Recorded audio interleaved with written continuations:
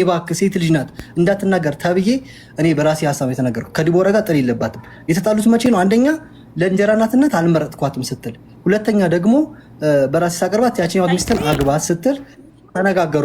ራስሽ ነሽ የሄድሽባት። አቁምሽ በቃ አሁን ከዚህ በኋላ ምን ታርግና ምን አለ መሰለሽ፣ ሲጀመር እኔ ሶሻል ሚዲያ ላይ ለእንጀራ እናትነት አልመረጥኩሽም ያልኳት ስትሰድበኝ ማለት ከወራት በኋላ እንጂ በእዮሃ ሚዲያ ላይ የተናገርኩትኝ ቢሆን እኔ የምመርጠው የመጀመሪያ የልጁን እናት ቢያገባ ነው ብዬ ተናግሬያለሁ። በዛ ደብሯታል እና ካስቀየምኩሽ ይቅርታ ነው ያልኳት። ጭራሽ እኔን ስታወራኝ እንዴት ታወቃችሁ? አንቺ ማስተው በመጀመሪያ እሱ እንዳለው ስልኩን ከተሸሽ ነው ቤቱ ሄደ መረጋጋት ይመጣል። ስልኩን አይቻለሁ፣ ቤቴ ሲመጣ ስልኩን አይቻለሁ። ቮይስ ኦቨር ሰራሁኝና ወደ ራሴ ቴሌግራም ስልክ አየሁኝ ማለት ነው። ሳይ ምን ይላል? እቺን ልጅ ላያት አልፈልግም፣ ለምንድን ነው በየሶሻል ሚዲያው ማያት ብላ ቮይስ ስትልክ፣ እሱ ደግሞ በእነሱ በኩል ነው እውቅና ያገኘሁት፣ እውቅና የማገኘው ፌመስም የተማርኩበትን ታውቂያለሽ፣ ስለዚህ በተማርኩበት መስራት የምችለው በእነሱ ነው አለ። ከዛም በኋላ እኔ ደግሞ ለምንድን ነው በልጄ የሚሰራው? ያ ብቻ አይደለም፣ ለልጄ የሚጻፈው ቴክስት ቴክስት አረግልሻለሁ፣ ኢንቦክስ አረግልሻለሁ። ኮሜንት ሲጻፍ ልጁ በስርዓት አላሳደጉትም፣ ልጁ ባለጌ ነው ምናምን፣ የ3 ዓመት ልጅ ህፃን ማለት ነው ኮሜንታተር የሚጽፈው።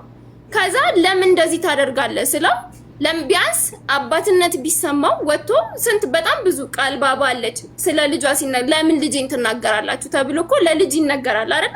አይ ለምን ብቻዬን ያሳደግ ዲቦዬ፣ ዓለምን እኮ መቆጣጠር አይቻልም። እኔም ልጆቼን ፖስታለሁ፣ የሚያደንቅ ያደንቃል፣ የሚነቅፍ ይነቅፋል። ዓለምን መቆጣጠር እንችላለን? እንችልም። እኛ ቪዲዮ ሰርተን ፖስታለን፣ የወደደ ይወደናል፣ የጠላ ይጠላናል አይደል? ምንም ችግር እኔ እኮ ልጄን እኮ እኔ ነኝ እንጂ የማሳድገው ሰው አያሳድግልኝ እኮ አልኩሽ እኮ። ስለዚህ ዓለምን መቆጣጠር ስለማይቻል አንዴ ወተናል አደባባይ የፈለጉትን አስተያየት ቢሰጡ በልጆቻችን እኛ ነን ልጆቻችን የምናውቃቸው አይደል? በዚህ እሱ ሊወቀስ አይችልም ማለት ነው። ስለ ኮሜንታተር ሊወቀስ ይችላል ማለት ስሚኝና፣ እሺ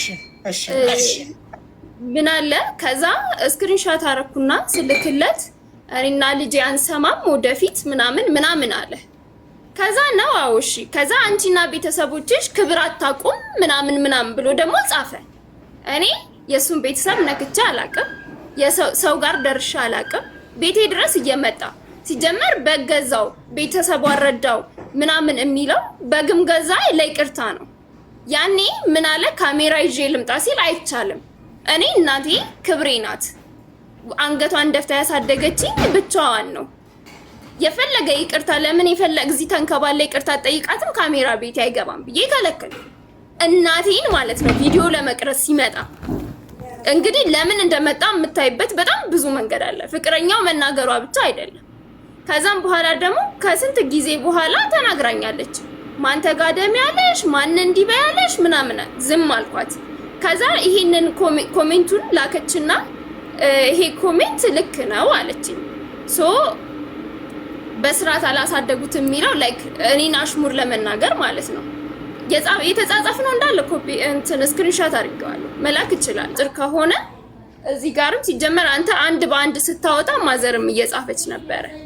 ስለዚህ ጤፍ አልገዛህልኝም፣ የቤቴን አስቤዛ ከሩዝ ውጪ ምንም የገዛኸው ነገር የለም፣ ሩዝና ከሰል ነው የገዛኸው፣ ቤቱ አልረዳው ቤተሰቡ አልረዳው እያልክ የምታወራው በጣም ብዙ ጊዜ ማለት ነው።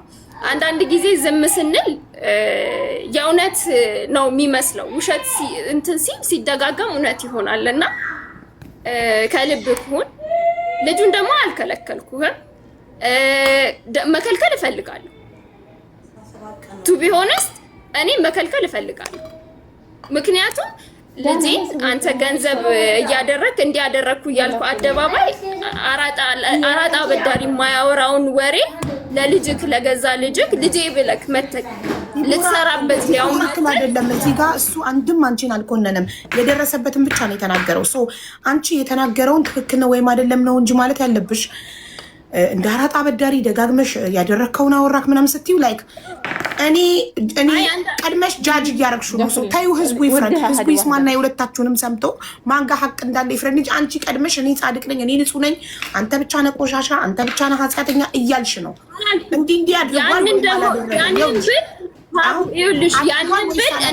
ሳያደርግ ከዋሸ የዘረዘራቸውን ነገሮች ሳያደርግ ከዋሸ ሀቁን እንድናቅ ይሄ ሰውዬ ዋሽቷል፣ የትምህርት ቤት አልከፈለም፣ ይሄን አላደረገም፣ ፍርድ ቤትም አልከሰስኩትም፣ 100,000 ካሳም አልጠየቅኩትም፣ ይህን ሁሉ ነገር ውሸት ነው ብለሽ እኮ ታዲያ እንደዚህ ይኸውልሽ፣ ይህንን ከፍሏል አድርጓል። የከሰስኩት ደግሞ 1000 ጊዜ አደባባይ ይወጣ ለልጄ ይሄን አረኩ ሲል በህጋዊ ይሄው አድርጊያለሁ ብሎ በማስረጃ እንዲቀመጥለት ነው እውነታው ማለት ነው። ውሸት አደረኩ ብሎ ከሚናገር ልጨርስልሽ፣ እሱ ያለውን አልሰማሁም አልነበርኩም ብለሽ ስለነበር ማሪ ልጨርስልሽ። ተረጋግተሽ ከመስከረም ጀምሮ ዲኤንኤ ተመርምሮ ልጅነቱ ከታወቀበት ጊዜ ጀምሮ የአቅሜን እየረዳው ነበረ። ዩቱብ ላይም ሰርቼ ዩቱብ ዶላር ሲቆጥር ዲቦ ስሪ ተቀጥረሽ ከምትሰሪ በዩቱብ ሞር ሰክሰስፉል ትሆኛለሽ ብዬ ዩቱብ ስንት እንደቆጠረልኝ ያሳየኋትና ለእኛ አንቺን ዩቱብ ስሪ በዩቱብ ሰክሰስፉል ትሆኛለሽ ይሄን ያህል ይገኛል አልኳትኝ እና ከመሬት ተነስታ ስልክ ማንሳት ታወች። ልጄ ማየት ከለከለችኝና በፍርድ ቤት ሄዳ ከሰሰችኝ ነው ያለው።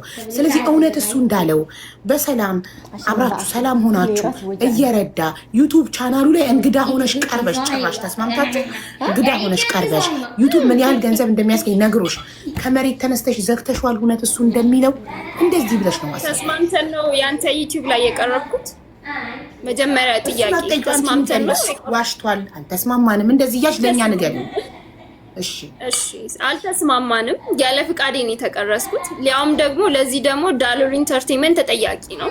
እሱ ነው ደውሎ የጠራኝ። እቃ ውሰጂ ነው የተባልኩት። ከዛ ሲሄድ ማለት በግዴታ ነው። በቃ ሰው ሌሊት ጀምሮ ቁጭ ብሎ እንትን ይላል። እንደውም በደንብ ከታየ በስነ ስርዓቱ ላይ አልመለስኩለት።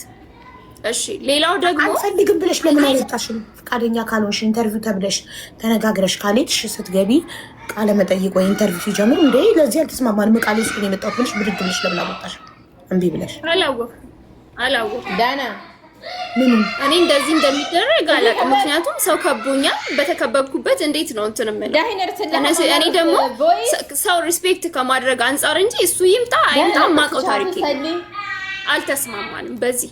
ከዛ ባለፈ ደግሞ ረድቻለሁ ላለው የረዳው የታልደከው ሰቢሃ እንደዚህ ነው እንድትናገር የሚፈልገው። ይሄን አርጓል፣ ይሄን አላረገም፣ ይሄን ዋሽቷል፣ እዚህ ጋር የትምህርት ቤት ከፍሏል ወይም አልከፈለም እንዳለው ልብስና ጫማ ለልጁ ሲገዛ ነበር ለ10 ወር ያህል ለ8 ወር ያህል ነበር ወይም አልነበረም እንደዛ ያልሽ? እሺ እየረዳ አልነበረም አደረኩ ያለው ወይም ደግሞ ይሄው እናቴ መዝግባ ያስቀመጠችው እሱ የሚያወራውን አለ። እናቴ መዘገበችውን ደግሞ እሺ እናትሽ መዘገበችው ለይና እዚህ ጋር እሱ የተከተናገራቸው ውስጥ ኤክስ ራይት አደርጋለሁ ነው። እሺ ቆይ ለምን ይሄው መስከረም 4 ሩዝ 5 ኪሎ ገዝቷል። ወተት 1 ሊትር ገዝቷል። ብስኩት ገዝቷል። ኩኪስ ማለት ነው። እሺ ከዛ በመስከረም 11 በየቀኑ ማይገናኙ መስከረም 11 ኳስ ገዝቷል። እርጎ ገዝቷል። ወተት 1 ሊትር ገዝቷል። ከዛ ብስኩት ገዝቷል። ፓምፐርስ ገዝቷል። 2 ፓምፐርስ ገዝቷል። ዋይፕስ 1 ነው የገዛው። ልጃችሁ የአራት ዓመቱ ነው አይደል? ልጃችሁ 3 ዓመት አሁን ነው 4 የሚለው። አዎ ማታ ይጠቀማል። ኦኬ እኔ ራሱ እንደውም ዳይፐር ሲል ተሳስተካል። የ4 ዓመት ልጅ እንዴት ዳይፐር ይለብሳል? ዳይፐር ማለት ገዛ አትችልም ስለው እኔ ጋር መጥቶ ሲያድር ማታ ይሸና ነበር እና ዳይፐር ገዛ ነበር አለ። ከዛም በኋላ ስጋ ግማሽ ኪሎ አጥንት ገዝቷል። እነዚህን እንዳለ ካስቤዛ ጋር አጠቃቅልኳቸው። አይ እንትን ልበል ኦልሬዲ አልቋል፣ ብዙ አይደለም። እሺ ከዛም በኋላ ደግሞ 1 ሊትር ወተት በተደጋጋሚ ገዝቶለታል 5 ጊዜ ምናምን ነገር ፓውደር ወተት። ከዛ ግን ፓውደር ወተት ገዝቷል። ቲኒጥየዋንና ከዛም በኋላ ይሄ 1 ኪሎ መሰለኝ። ትልቅና ትንሽ ነው ያለው። እንደዛ ነው የመዘገብኩት። እሺ ከዛም በኋላ ደግሞ የግማሽ ሊትር ወተት ከመስከረም 4 እስከ 30 ግማሽ ሊትር ወተት እንትን ብሏል።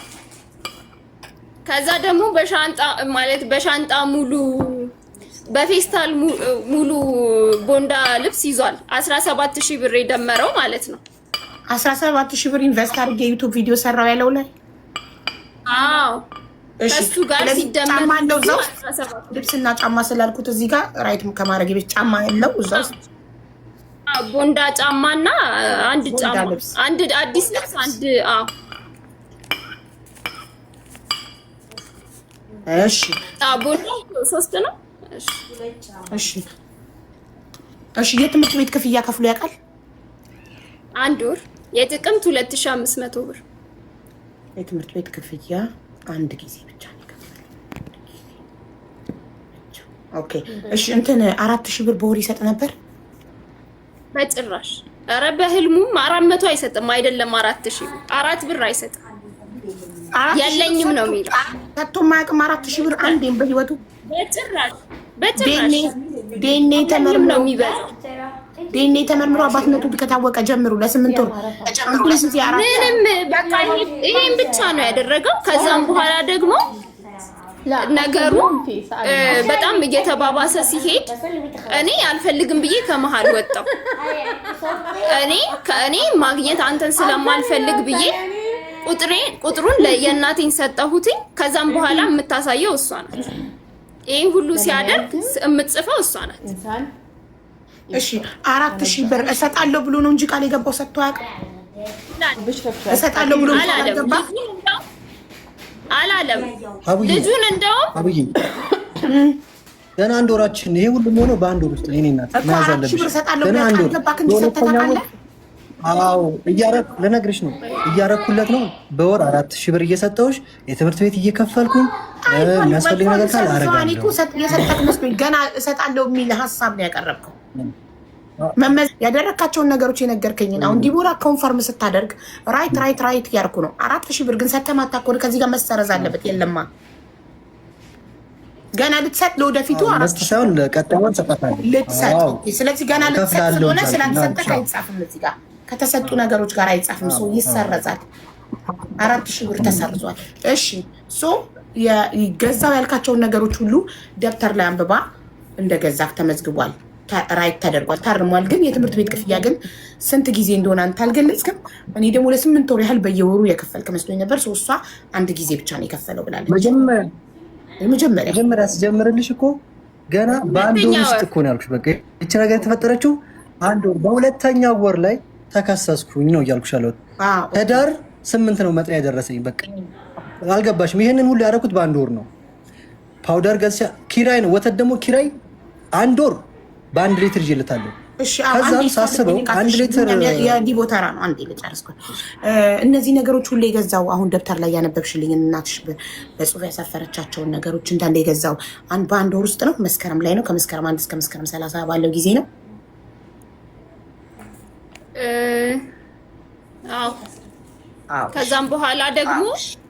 ከዛም በኋላ ቪዲዮ አቁም ሲባል ልጁንም ለምንትን ለማለት እያፈገፈገ መጣ። በልጁ ጨክናለሁ ምናምን ማለት ጀመረ። እንደ እናት ደግሞ እኔ እጨነቃለሁ፣ እልህ ውስጥ አትክተችኝ ምናምን ማለት ጀመረ። እኔ ደግሞ ወደ ሁለተኛው ስቴፕ ከመሄዳችን በፊት በ1 ወር ውስጥ ይህንን ነገሮች አደረገና ከመስከረም 1 እስከ መስከረም 30 ድረስ የትምህርት ቤት የ1 ወር ከፈለ። እነዚህን የገዛቸውን ነገሮች ሁሉ ገዛና 10,000 ብር ከፍዬ 10,000 ብር መስከረም እኔ ቤት አይደለም በዛ ተናድጄ አይደለም የከሰስኩት። በዛ ተናድጄ ሳይሆን የሚናገራቸው ንግግሮች ለኔም ሆነ ለቤተሰቤም ሆነ ክብር ያለው አይደለም። ነገሩ ህጋዊ ቢሆን ለኔም ሆነ ለልጄም ሴፍቲ፣ ለቤተሰቤም ሴፍቲ፣ ለሱም ደግሞ አላደረክም ከመባል እንዲያወጣው ከሰስኩ። የከሰስኩት ደግሞ ክስ አይደለም፣ በወንጀል ችሎት አይደለም የከሰስኩት፣ በቤተሰብ ህግ ነው። በቤተሰብ ችሎት ነው የጠየኩት። በቤተሰብ ችሎት ደግሞ ወጥቶ እስካመነ ድረስ ልጁን መርዳት አለበት። ብዬ ነው። እየረዳ ነበር እኮ አይደል? መርዳት አቆሞብሽ ነው የከሰስሽው? ይኸውልሽ ሲጀመር የለኝም ነው እንጂ የሚለው ምንም አድርጎ አያውቅም። እየነገርኩሽ ነው። ረዳው ብሎ ለመውጣት ከሆነ ኢትስ ኦኬ እሺ፣ እያደረገ እንትን ማለት ከሆነ ምኑ ነው የሚረዳኝ? አንደኝም ማለት የካቲት 24 ተቀጠርን። ከዛም በኋላ ሲሄድ እንዳልታሰር ብሎ እንደውም ጓደኛው ጠዋት እኔ ወደ ፍርድ ቤት እየሄድኩኝ ደወለልኝና ቢኒያም አካውንትሽን ላኪልኝ እያለች ነው። ቴክስት አድርጌለታለሁ። አፈጻጸም የተከፈተበት ወረቀት ላይ አካውንቴ አለ። ከዛም በኋላ አካውንትሽን ላኪልኝ ብሎሻል አለኝ ማለት ነው። አይ እኔም ወደ ፍርድ ቤት እየሄድኩኝ ስለሆነ በአካል እሰጠዋለሁ ችግር የለውም ብዬ ሄድኩኝ። ልክ ሲሄድ ሲያይኝ አካውንትሽን ላኪልኝ ሲለኝ አይ ምን አስቸኮለ? እስከ ዛሬ ጊዜ ነበረው አይደል? ከጥር 26 እስከ የካቲት 24 ድረስ ጊዜ ነበረው። እስከ የካቲት 5 ሳንቲም ያደረገው ነገር የለም ምንም ማለት ነው። ብቻዬን ነው እኔ ልጄንም እያሳደግኩኝ ያለሁት እስቲል አሁን ድረስ። ከዛም በኋላ የካቲት 24 ቀረበ። ሲቀርብ ወዲያውኑ ዳኛዋ ጋር ከመቅረባችን በፊት ወዲያውኑ 10,000 ብር ላከልኝ ማለት ነው። የመጀመሪያ የጥርን የካቲት ላይ ሰጠኝ። ከዛም በኋላ አልኳትኝ ሄድኩና በዛ በመሃል ተሳድቦ ቪዲዮ ዩቲዩብ ላይ ሰርቶ ነበረ። ከዛ እሱን ምን አደረኩኝ ለባደባሉ ምናምን ነገር ኢትስ ኦኬ ችግር የለውም እኔ እኮ በሰው አይደለም የምኖረው በእግዚአብሔር ነው። ከዛም በኋላ ደግሞ እሱ ራሱ በሚለቃቸው ቪዲዮ ዲቦራ ይባል። ከዛ ደግሞ መቼ ነው ሰሞኑን ደግሞ የሆነች ልጅና አባት ምናምን እዚህ እንትን ያልሹ አለ መሰለኝ። በሱ ደግሞ ቁጥ ለኔ እንትን የተባለ ነው የሚመስለው ማለት ነው ሲሳደብ ምናምን። ኢትስ ኦኬ ኮሜንት ደግሞ አንብቢ ዲቦራ እንዲናት አይደለም ሌላ ዩቲዩብ ጋር ምናምን ቀርቶ እዚህ ጋር ራሱ ዲቦራ ክፉ ናት እንዲናት። ክፉ መሆንኩ ምንም እኔ ልጄን ለመጠበቅ የማላደርገው ነገር የለም በአጠቃላይ ማለት ነው። ሲቀጥል ያለው ነገር ምንድነው? ልጄ አጠገብ አልፈልግም እንዲደርስ አልፈልግም። ምክንያቱም እበቀለዋለሁ እያለ እንዲሁ ነኝ እያለ እኔ ልጄ አጠገብ ለምን በቀለዋለሁ ያለበት ማስረጃ ካለሽ እኮ በህግ ማሳገር ትችያለሽ። በቀለዋለሁ ህዝብ አለ ህዝብ ፊት ምንድነው ይሄ ክናለው እልህ ውስጥ አታስገቡኝ በልጁ ጨክናለሁ ያለበት ማስረጃ አለ ወይም የሰው ምስክር ደቅኖ ነው የሚመጣው። ሲጀመር ከታች ጀምሮ ወደ ቤት ሲመጣ ከዛም በኋላ ደግሞ ደብቆ ሁላ ነው ቪዲዮ የሚቀርጸው ቤት ውስጥ ማለት ነው። በገዛ ቤቴ ቪዲዮ ደብቆ ምናምን። ከዛ ምንድነው ሐሳብክ? እንደ አብርሽና እንደ ሩታ እንስራ። እኔ እኮ አሻንጉሊት አይደለሁም። በዛ ነው እኔ እና እሱ ትልቁ እንትናችን ትልቁ ጥላችን እንደ ሩትና እንደ አብርሽ ቪዲዮ እንስራ። እኔ ድራማ መስራበት እኮ ቅድም ያልኩሽ ይሄንን ነው። ዩቲዩብ ላይ ይሄን ያህል ገንዘብ ይገኛል እና እኔና አንቺ ለሁለት ከሰራን ውጤታማ እንሆናለን አልኳትና አብረን እንስራ አልኳት ነበር። ፍላጎት የለኝም እኔ ከሱ ጋር መስራት ፍላጎቱ የለኝም። ይሄን ደግሞ ግልጽ አድርጌ አይደለም ለሱ ጓደኛው ፊት አስቀምጬ ተወኝ እኔ ከኔ ህይወት ራቅ ብዬ አስረግጬ ነግሬዋለሁ። ለሱ ብቻ አይደለም ከጓደኛው አጠገብ ጓደኛውን አስቀምጬ ነግሬያለሁ። እኔ አልፈልግም ከሱ ጋር መታየትም መገናኘትም አልፈልግም። ይሄ ደግሞ መብት አለኝ። መች ነው ያልኩት? መስከረም ነው ያልኩት። አዎ ቅድምም እኔ ከሱ ጋር መታየት አልፈልግም፣ ሰዎች ሌላ ነገር ያለን እንዲመስላቸው አልፈልግም። እኔም የራሴ ህይወት አለኝ፣ እሱም የራሱ ህይወት አለው ብለሻል። ይሄ ትክክለኛ መብትሽ ነው። ግን ልጁን እንዳያገኝ የምትፈልጊበትስ ምክንያት ምንድን ነው? ልጁን እንዲያገኝ አልፈልግም ያ እሱን ደግሞ አንደኛ ነገር ማለት በተደጋጋሚ ነው የተናገረው። እናትሽ መናገር ከፈለገች እድሉን ስጫት መናገር ትችላለች። ወይ አንዴ ልጨርስ። ልጁን በተደጋጋሚ ጊዜ እጨክንበታለሁ ነው የሚለው። በምን አይነት መንገድ እንደሚጨክንበት አላውቅም። እና ደግሞ የምሰማው ደግሞ በሰፈሬ ደግሞ የምሰማው ታሪክ አለ። ልጆቻቸውን አሳድገው ደክመው ምን ብለው ሴት ልጆች ካሏቸው ደፍረው ስንት ታሪክ እንሰማለን። ከዛ ባለፈ ደግሞ በቅርብ በካናዳ የተፈጠረውን ደግሞ አይተናል ሰምተናል። 2 ልጆቹን አዝናናለሁ ሰላም ነበሩ አዝናናለሁ ብሎ ወሰደ። ከዛ ገደልኳቸው ብሎ ለፖሊስ ደወለ። አዎ ግን የምንሰማውን ታሪክ ሁሉ እኛ ላይ ይደርሳል ብለን የምናስብ ከሆነማ ህይወታችን ይቃወሳል። ማሬ እያንዳንዱ ሰው የተለያየ ባህሪ ነው ያለው። ሜቢ እሱ አሁን ለምሳሌ ልጅሽ ከሱ ጋር ጊዜ አሳልፎ ሲመጣ ደስተኛ ነው ወይ እንዴት ነው የሚለውን ነገር አጥንተሻል እንጂ ሚዲያ ላይ የምንሰማው ሁሉ እኛ ላይ ይመጣል ካልንማ ተፈራርተን እርስ በርስ ሁሉም ሊለያይ ነው ማለት ነው። እናትና አባት ሊለያይ ነው ማለት ነው። አቡዬ ስሚኝ፣ አቡዬ እኔ እኮ ከልክዬ አልከለከልኩም። በህግ ተፈቅዶለታል አይደል? ህግ እኮ እሁድ 4 ሰዓት ወስደ 11 ሰዓት መልስ ተብሏል። ሞክሮ አያውቅም። ሲቀጥል ደግሞ ማለት ነው ሌላ መያዝ ያለብሽ ነገር ከዚህ በፊት ልጁን አርብ ወስደ እሁድ መልስልኝ ብዬ ሰጥ መናገር አለብኝ። ሁለተኛ ለምን የልጁ ሞግዚት እኔ ነኝ። በታክሲ ሲሄድ ይሄን ሊታቂዋለሽ የውሃ ሚዲያ የሚዲያ ልጅ ኮንትሮባንድ ልጅ ሌላም እየተወራበት እኔ በመሃል ጭንቅ ለልጁ ልብሱን ሁሉ ቀይራለሁ። አንዳንዴ እስቲ በማይታወቅበት ልብስ ይሁን አንዳንዴም እንደው አቃጥለዋለሁ፣ እናደዳለሁ በጣም እና ይህ ሁሉ ሁኔታዎች በእኔና በህፃኑ ያለፈ ተሻግሬያለሁ። እኔ ቀደም ሲል 2 ልጆች አሳድጌያለሁ። አንዷ ዲቦራ ናት፣ አንዷ ሊያ ናት።